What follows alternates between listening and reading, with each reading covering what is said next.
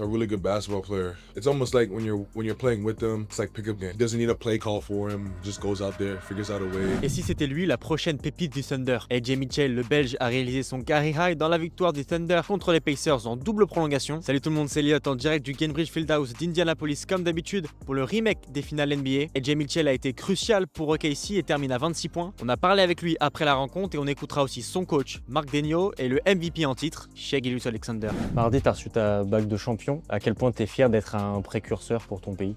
Très fier, évidemment, juste pouvoir représenter mon pays tous les soirs et le fait d'avoir une bague de champion, c'est quand même un truc incroyable pour un jeune Belge. C'est super de pouvoir faire ça, mais il faut encore travailler. Je pense que maintenant aussi avec Toumani, on a l'opportunité de vraiment représenter la Belgique. C'est vraiment cool de voir ça et de voir aussi son évolution.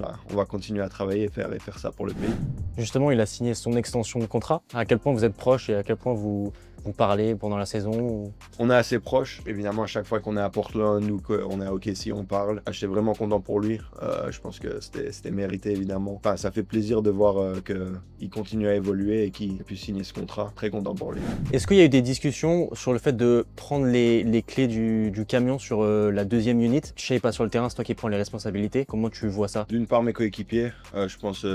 Depuis le début de la saison, ils m'ont toujours dit quand je rentre d'être agressif et d'avoir confiance et de créer personnellement, voir ce que l'équipe a besoin.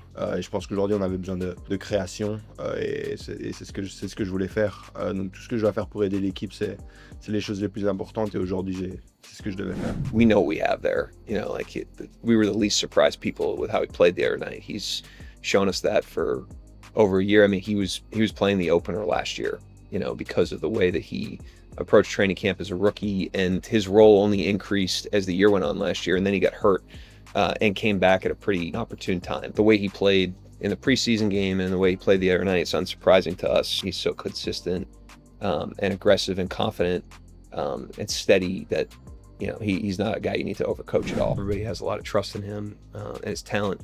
I think the steadiness, you know, in these two environments, the first night was the opener with the ring ceremony. That place was live. The other night, that was kind of a tough game to play in mentally. And then tonight is our first road game in a great road environment. In both games, he didn't really blink, you know, so we knew, you know, the talent and impact.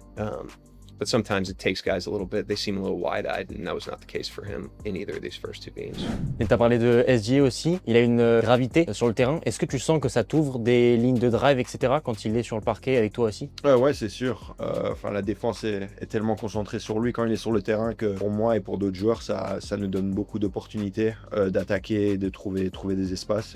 C'est vraiment cool de pouvoir jouer avec un gars comme ça. Yeah, he's just a really good basketball player. It's almost like when you're playing with them, it's like pickup game. He doesn't need a play call for him. He doesn't need too much structure. He just goes out there, figures out a way, makes the right basketball play, plays hard, and wins. So yeah, I was proud of him. Like, he was hurt to end the season last year, and like, I know what he's capable of, and didn't really get to show it to finish out his season.